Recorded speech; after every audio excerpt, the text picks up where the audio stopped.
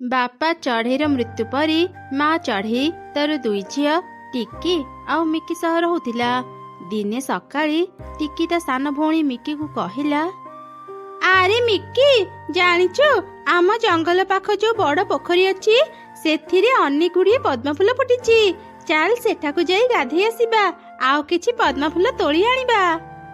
ठीक अछि दीदी, चाले भी पोखरी को जिबा। आरे टिकी मिकी एबे बहुत छोट, से पहरी भी जानिनी। तो गले पोखरी को एका जा, ताको सांगरे नेनी, तार जदि किछि हेई जिवो।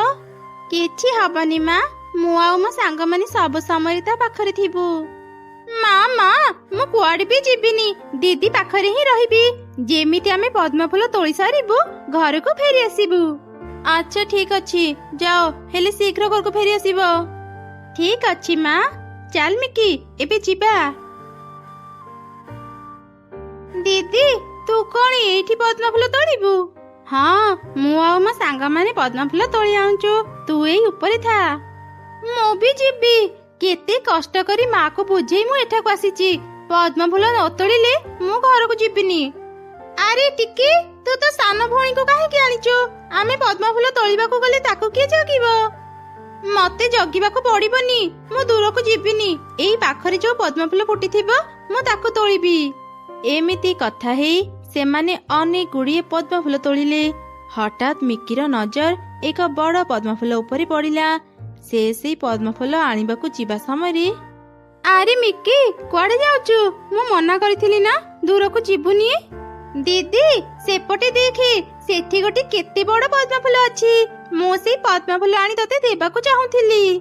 तू बेसी भीतर को जानी, तोर किछि हेई गले माँ पाखरु मु बहुत गाली सुनिबी। तू घर को जा, मु से पद्म फूल तोड़ी घर को जिबी। ठीक अछि दीदी। तापरी मिकी घर को चली गला। से जिबा परी टिकी से बड़ पद्म को देखिला। आरे मो गोड़ रे कोन कोटी लागी गला, जेते चेष्टा कले भी मो गोड़ छाडुनी। ए कोन एते बड़ गोटे पद्म फूल मो पाखो को आसुची? एई पद्म कथा बोधे मो भौणी कहउथिला, मु ताको तोड़ीनी।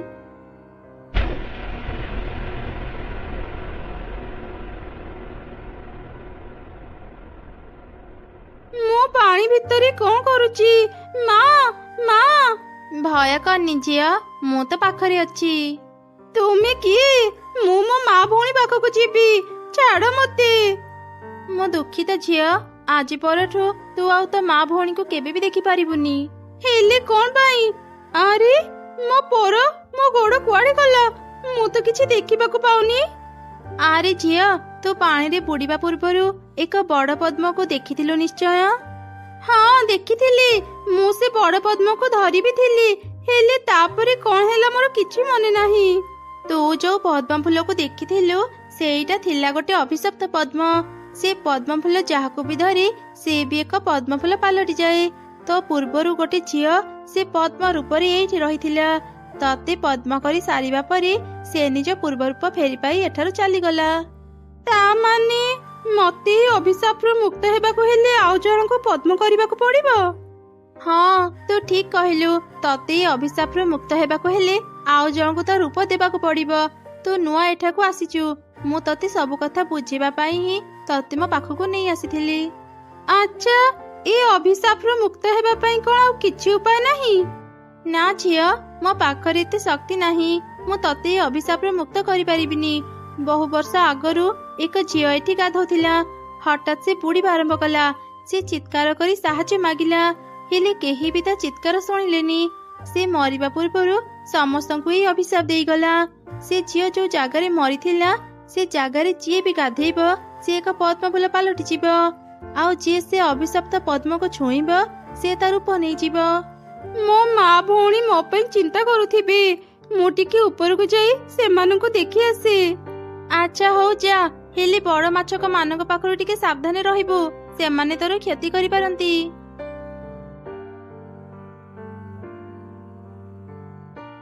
कुआडे गला मो झियो? केही ताको खोजी आनु न कोन पई?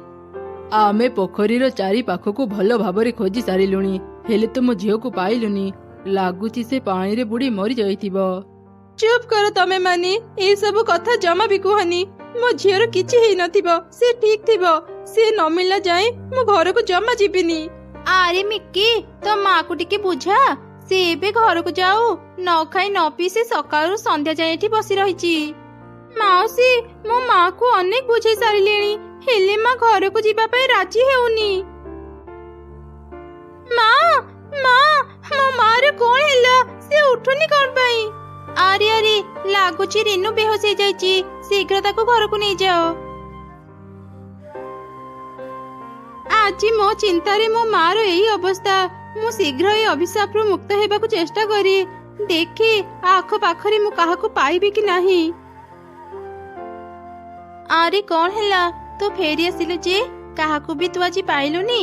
ମୁଁ ତ ଭାବିଥିଲି ତୁ କାହାକୁ ପାଇ ଏଠାରୁ ଚାଲି ଯାଇଥିବୁ। ନା, ମୁଁ ଆଜି କାହାକୁ ବି ପାଇଲିନି। ମୋ ସହ ଏ ଦୁର୍ଘଟଣା ହେବା ପରେ ଆଉ କେହି ବି ଭୟରେ ଏଠାକୁ ଆସୁନାହାନ୍ତି। ତୁ ମନ ଦୁଃଖ କରନି, ସବୁ କିଛି ଠିକ ହେଇଯିବ। ଠିକ ସମୟକୁ ଅପେକ୍ଷା କର। ପ୍ରତିଦିନ ପଦ୍ମ ନିଜ ଅଭିଶାପରୁ ମୁକ୍ତ ହେବା ପାଇଁ ଜଣକୁ ଖୋଜୁଥିଲା, ହେଲେ ସେ କାହାକୁ ବି ପାଉନଥିଲା। ଦିନେ ସେ ଏକ ଛୋଟ ଚଢ଼େଇ ଛୁଆକୁ ସେ ପୋଖରୀ କୂଳରେ ଦେଖିଲା। ଆରେ ବା, ଏ ପୋଖରୀରେ ତ ଅନେକ ପଦ୍ମ ଅଛି। ମୁଁ ଯଦି ଗୋଟେ ତୋଳି ପାରନ୍ତି କେତେ ଭଲ ହୁଅନ୍ତା। ହେଲେ ପାଣି ଭିତରକୁ ଗଲେ ମୋ ମା ପାଖରୁ ଗାଳି ଶୁଣିବି। ମୁଁ ଏ ଉପରୁ ହିଁ ପଦ୍ମ ଫୁଲ ତୋଳିବାକୁ ଚେଷ୍ଟା କରେ। ଆରେ ଏ ଝିଅକୁ ତ ମୁଁ ଆଗରୁ ଆମ ଜଙ୍ଗଲରେ ଦେଖିନି। ଭଲ ସୁଯୋଗ, ମୁଁ ଯାଏ ଏ ଝିଅକୁ ଧରେ। ଆରେ ମା, ତୁ କୋଉଠି ଅଛୁ? ସକାଳୁ କିଛି ବି ଖାଇନୁ। ଆ ମା, ଖାଇଦେବୁ। ମା, ମୁଁ ଏ ପୋଖରୀ ପାଖରେ ଅଛି। ମୁଁ ଏ ବଡ ପଦ୍ମକୁ ତୋଳି ଘରକୁ ଯିବି। ମୁଁ ହଜି ଯିବା ପରେ ମୋ ମା କେତେ କଷ୍ଟ ପାଉଛି। ଏ ଝିଅଟି ହଜିଲା ପରେ ତା ମା ବି ବହୁତ କଷ୍ଟ ପାଇବ। ନା ନା, ମୋ ପାଇଁ ମୁଁ ଆଉ ଜଣଙ୍କୁ କଷ୍ଟ ଦେଇ ପାରିବିନି। ଏମିତି ଚିନ୍ତା କରି ସେ ପଦ୍ମ ଫେରିଗଲା। ଦିନେ ସେ ଦେଖିଲା ତାର ଛୋଟ ଭଉଣୀ ମିକି ପୋଖରୀ କୂଳରେ ବସି କାନ୍ଦୁଛି। ଦିଦି, ତୁ କୁଆଡେ ଚାଲିଗଲୁ? ତୋ ଚିନ୍ତାରେ ମା ନ ଖାଇ ନ ପିଇ ଅସୁସ୍ଥ ହେଇଯାଇଛି। ଡାକ୍ତର କହିଛନ୍ତି ମାକୁ ଏକ ବଡ ରୋଗ ହେଇଛି, ସେ ଆଉ କେବେ ବି ଭଲ ହେବନି। ତମେ ଦୁଇ ଜଣ ଯଦି ମତେ ଛାଡି ଚାଲିଯିବ, ମୁଁ ଏକା କେମିତି ବଞ୍ଚିବି? କାନ୍ନି ଭଉଣୀ, ସବୁ କିଛି ଠିକ ହେଇଯିବ। ଏ ସ୍ୱର ତ ମୋ ଦିଦିର। ଦିଦି, ତୁ କୋଉଠି ରହି କଥା କହୁଛୁ? ମୋ ସାମ୍ନାକୁ ଆସେ। ତୁ ମୋ କଥା ଶୁଣି ପାରୁଛୁ? ପୋଖରୀ ଭିତରକୁ ଦେଖି, ମୁଁ ପଦ୍ମ ହେଇଯାଇଛି। ଦିଦି, ତୁ ପଦ୍ମ କେମିତି ହେଲୁ? ସେ ଅନେକ କାହାଣୀ ମୁଁ ପରେ କହିବି। ତୁ ଏଠି ଅପେକ୍ଷା କରିଥା, ମୁଁ ଯାଉଛି ମାକୁ ଭଲ କରିବା ପାଇଁ ରାସ୍ତା ଖୋଜି ଆସିବି।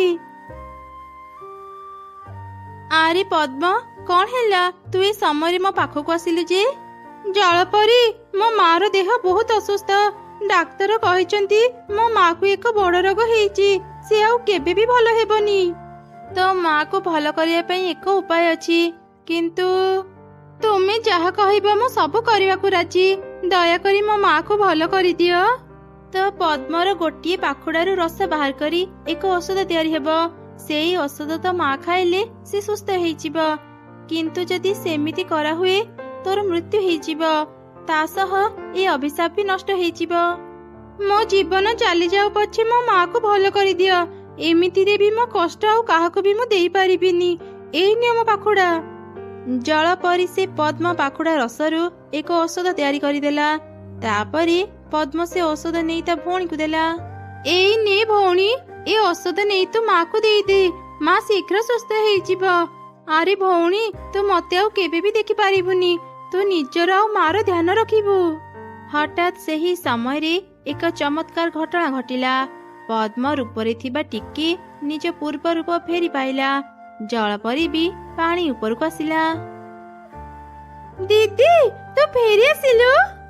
ଆରେ ମୁଁ ଠିକ ହେଇଗଲି କେମିତି? ଏଇଟା ହିଁ ଅଭିଶାପକୁ ନଷ୍ଟ କରିବାର ରାସ୍ତା ଥିଲା।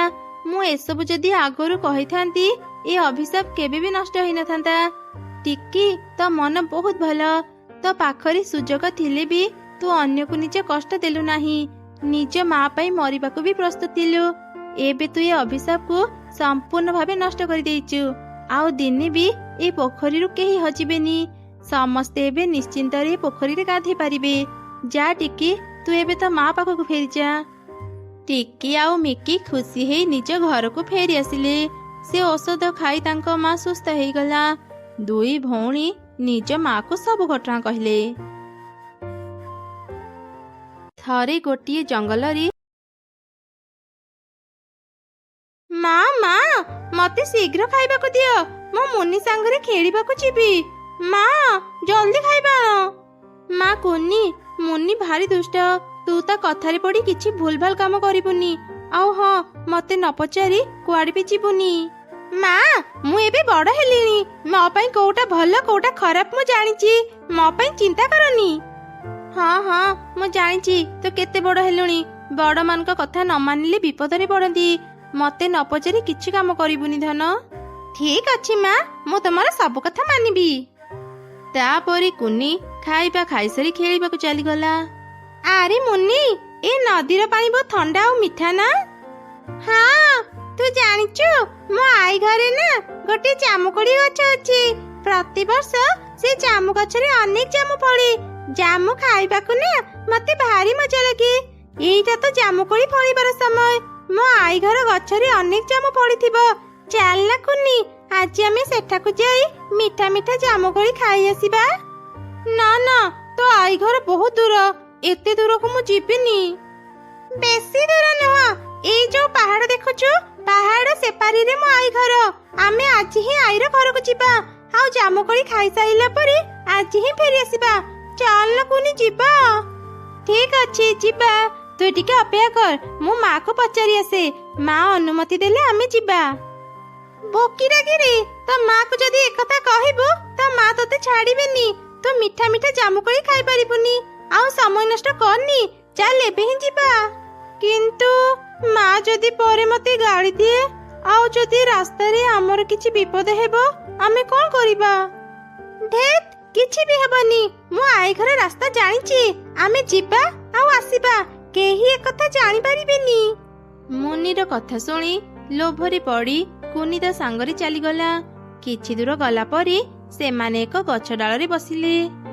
ମୁନି, ମତେ ଭାରି ଡର ଲାଗୁଛି, ମୋ ଡେଣା ବି ବଥା କଲାଣି। ଚାଲ ଆମେ ଘରକୁ ଫେରିଯିବା। ଡରୁଆ କୋଉଠିକାର, ସେପଟେ ଦେଖେ ପାହାଡ ଦେଖାଯାଉଛି। ଏଇ ପାହାଡ ପାଖ ଜଙ୍ଗଲରେ ମୋ ଆଈ ଘର। ସେତିକି ଆରାମ କରିଥା, ଚାଲ ବି ଯିବା। ତାପରେ ସେମାନେ ପୁଣି ଉଡିବା ଆରମ୍ଭ କଲେ। ଅଜଣା ଅଚିହ୍ନା ଜାଗା ଦେଖି କୁନି ଖୁବ୍ ଡରିଗଲା। ସେ ଏକ ଗଛ ଡାଳରେ ବସି ପଡିଲା। ତାକୁ ଦେଖି ମୁନି ପୁଣି ଥରେ ତା ପାଖକୁ ଆସିଲା। କିରେ ଅଟକି ଗଲୁ ଯେ, ଶୀଘ୍ର ଯିବା, ବେଶୀ ଡେରି କରିଲେ ଆମେ ଆଉ ଘରକୁ ଫେରି ପାରିବାନି। ନା ମୁନି, ମୁଁ ଆଉ ଆଗକୁ ଯିବିନି, ଚାଲ ଆମେ ଘରକୁ ଫେରି ଯିବା। ଦେଖେ ଆକାଶ କେମିତି ଅନ୍ଧାର ହେଇ ଆସିଲାଣି, ବର୍ଷା ହେଇପାରେ। ଚାଲ ଜଲ୍ଦି ଘରକୁ ଫେରି ଯିବା। ତ ଭଳି ଡରୁଆକୁ ମୋ ସାଙ୍ଗରେ ଆଣି ମୁଁ ଭୁଲ କରିଦେଲି। ତୁ ଯଦି ଘରକୁ ଯିବୁ ଏକା ଯା, ମୁଁ ତ ଆଈ ଘରକୁ ଯିବି, ଆଉ ମିଠା ମିଠା ଜାମୁକୋଳି ଖାଇବି। ଏମିତି କହି ମୁନି ତା ଆଈ ଘରକୁ ଚାଲିଗଲା। ଆଉ କୁନି ନିଜ ଘରକୁ ଫେରିବାକୁ ଚେଷ୍ଟା କଲା, ହେଲେ ସେ ରାସ୍ତା ଭୁଲି ଯାଇଥିଲା। ଯା ଦେଖି ସେ ଅନେକ କାନ୍ଦିଲା। କଣ ପାଇଁ ଯେ ମୁଁ ମୁନି ସାଙ୍ଗରେ ଏଠାକୁ ଆସିଲି? ମୁଁ ଘରକୁ ଫେରିବାର ରାସ୍ତା ଭୁଲିଗଲି, ଏବେ କଣ କରିବି? କୁନି ପୁଣି ଥରେ ଘରକୁ ଫେରିବା ପାଇଁ ରାସ୍ତା ଖୋଜିଲା, ହେଲେ ସେ ପାଇଲାନି। ଆଉ ସେ ସେଇ ଗଛ ପାଖକୁ ହିଁ ଫେରି ଆସିଲା। ଏସବୁ କଣ ହେଉଛି ମୋ ସାଙ୍ଗରେ? ମୁଁ ଘରକୁ ଫେରିବାର ରାସ୍ତା ପାଉନି କଣ ପାଇଁ? ମା, ମତେ ଏଠୁ ନେଇଯାଅ। ସେପଟେ ମୁନି ତା ଆଈ ଘରେ ପହଞ୍ଚିଗଲା। କିରେ ମୁନି, ତୁ ଏକା ଆସିଲୁ ଯେ, ତୋ ବାପା ମା ତ ସାଙ୍ଗରେ ଆସିନାହାନ୍ତି କି? ନା ଆଈ, ମୁଁ ଏକା ଜାମୁକୋଳି ଖାଇବାକୁ ଆସିଛି। ତୁ ଏଠାକୁ ଆସିଛୁ, ତୋ ମା ଏକଥା ଜାଣିଛି ତ? ହଁ ଆଈ, ମୋ ମାକୁ କହିକି ଆସିଛି, ଜାମୁକୋଳି ଖାଇସାରିଲା ପରେ ମୁଁ ଶୀଘ୍ର ଘରକୁ ଫେରିଯିବି। ଆଈ, ମତେ ଶୀଘ୍ର ଜାମୁକୋଳି ଦିଅ। ଆଚ୍ଛା ଆଚ୍ଛା ଠିକ ଅଛି, ଯା, ବାହାରେ ଜାମୁ ଗଛ ଅଛି, ତୁ ମନ ଭରି ଜାମୁକୋଳି ଖା। ତାପରେ ମୁନି ଅନେକ ଗୁଡ଼ିଏ ଜାମୁକୋଳି ଖାଇଲା। ଖାଇ ସାରିଲା ପରେ ସେ ତା ଆଈ ପାଖକୁ ଗଲା। ଆଈ, ମୁଁ ଅନେକ ଜାମୁକୋଳି ଖାଇଲି, ମତେ ଭାରି ବଢିଆ ଲାଗିଲା। ଏବେ ମୁଁ ଘରକୁ ଯାଉଛି। ଆରେ ରହ ରହ, ବର୍ଷା ପଡ଼ିଲାଣି, ଏ ବର୍ଷାରେ ତୁ ଘରକୁ କେମିତି ଫେରିବୁ? ତୁ ମାକୁ କହିକି ଆସିଛୁ, ସେ ରାଗିବନି। ଆଜି ରାତି ମୋ ପାଖରେ ରହିଯା, ସକାଳେ ମୁଁ ତତେ ନେଇ ତ ଘରେ ଛାଡ଼ିଦେବି। ନିଜ ମିଛ ଜାଲରେ ମୁନି ନିଜେ ହିଁ ପଡ଼ିଗଲା। କଥା କଣ କି ଆଈ, ମୁଁ ତୁମକୁ ମିଛ କହିଥିଲି। ମୁଁ କାହାକୁ ବି କିଛି ନ କହି ଏଠାକୁ ଆସିଛି। ଏବେ ଯଦି ଘରକୁ ନ ଫେରିବି, ମା ପାଖରୁ ବହୁତ ଗାଳି କ'ଣ ହେଲା ମୁନି, ତୁ କାହାକୁ ବି କିଛି ନ କହି ଏଠାକୁ ଆସିଛୁ? ତୁ ଜମା ବି ଭଲ କାମ କରିନୁ। ଯଦି ରାସ୍ତାରେ ତୋର କିଛି ବିପଦ ହେଇଥାନ୍ତା ସେତେବେଳେ କ'ଣ କରିଥାନ୍ତୁ? ଆଉ ଦିନେ ବି ମାକୁ ନ ପଚାରି ତୁ କୁଆଡ଼େ ବି ଯିବୁନି। ଚିନ୍ତା କରନି, ଆଜି ରାତି ଏଠି ରହିଯା, ଆମେ କାଲି ସକାଳୁ ସକାଳୁ ବାହାରି ପଡ଼ିବା। ମୁନି ତା ଆଈ ଘରେ ରହିଗଲା। ସେପଟେ କୁନି ବର୍ଷାରେ ଭିଜି ଭିଜି କାନ୍ଦୁଥିଲା। ମା ଠିକ କହୁଥିଲ, ମୁନି ଭାରି ଦୁଷ୍ଟ। ତା କଥାରେ ନ ପଡ଼ିବା ପାଇଁ। ବଡ଼ମାନଙ୍କ କଥା ନ ଶୁଣିଲେ ବିପଦ ହୁଏ। ମା ମତେ ଏଠୁ ନେଇଯାଅ, ମତେ ଭାରି ଥଣ୍ଡା ଲାଗୁଛି। ମୋ ଝିଅ ଆଜି ଫେରୁ ଫେରୁ ଏତେ ଡେରି କାହିଁକି କରିଦେଲା? ସନ୍ଧ୍ୟା ହେଇ ଆସିଲାଣି, ଏପଟେ ପୁଣି ଏତେ ଜୋରରେ ବର୍ଷା ପଡ଼ୁଛି। ମୁଁ ଯାଇ ଦେଖେ ସେ ମୁନି ଘରେ ଅଛି କି ନାହିଁ। କାଉ ଭଉଣୀ, ମୋ ଝିଅ କୁନି ଏଯାଏଁ ଘରକୁ ଫେରିନି। ସେ ତୁମ ଘରେ ଅଛି କି? ତାକୁ ଟିକେ ଡାକିଦିଅ, ମୁଁ ତାକୁ ଘରକୁ ନେଇଯିବି। ଚଢ଼େଇର ଏପରି କଥା ଶୁଣି କାଉ କାନ୍ଦିବାକୁ ଲାଗିଲା। କଥା କ'ଣ ଭଉଣୀ, ତୁମେ କାନ୍ଦୁଛ କ'ଣ ପାଇଁ? ମୋ ଝିଅ ମୁନି ବି ଘରେ ନାହିଁ। ମୁଁ ତ ଭାବିଥିଲି ସେ ତୋ ଘରେ ଥିବ। ହେ ଭଗବାନ, ଦୁଇ ଛୁଆ କୁଆଡ଼େ ଚାଲିଗଲେ? ଏବେ କ'ଣ ହେବ? କ'ଣ ହେଲା? ମୋ ଝିଅ କୁନି ଏଠି ନାହିଁ। ମୋ ଝିଅ ବି କୋଉଠି ଥିବ? ମୁଁ ଏବେ ଯାଇ ମୋ ଝିଅକୁ ଖୋଜିବି। ହେ ଭଗବାନ, ମୋ ଝିଅକୁ ଭଲରେ ରଖିଥାଅ। ରହ ରହ ଚଢ଼େଇ, ମୁଁ ବି ତ ସାଙ୍ଗରେ ଯିବି। ତାପରେ ମା ଚଢ଼େଇ ଆଉ କାଉ ମିଶି ସେଇ ବର୍ଷାରେ ଭିଜି ଭିଜି ନିଜ ଛୁଆଙ୍କୁ ଖୋଜିବା ପାଇଁ ଚାଲିଗଲେ। ସେମାନେ ଅନେକ ସମୟ ଧରି ନିଜ ଛୁଆଙ୍କୁ ଖୋଜିଲେ। ହଠାତ୍ ସେମାନେ ଏକ ଜାଗାରେ କୁନିକୁ ବସିଥିବାର ଦେଖିଲେ। ମା ଚଢ଼େଇ ଶୀଘ୍ର ତା ପାଖକୁ ଗଲା। ମାକୁ ଦେଖି କୁନି ଖୁସିରେ କାନ୍ଦିଲା। ମା କୁନି, ତୁ ଠିକ ଅଛୁ ତ? କୁନି, ତୁ ଏକା ଏଠି? ମୋ ଝିଅ ମୁନି କୋଉଠି ଅଛି? ସେ କିଛି ବିପଦରେ ପଡ଼ିନି ତ? କାନ୍ଦନି ମାଉସୀ, ମୁନି ତା ଆଈ ଘରକୁ ଯାଇଛି ଜାମୁକୋଳି ଖାଇବା ପାଇଁ। ଏମିତି କୁନି ସେମାନଙ୍କୁ ସବୁ ଘଟଣା କହିଲା। ତା ଶୁଣି ସମସ୍ତେ ମୁନିର ଆଈ ପାଖକୁ ଗଲେ।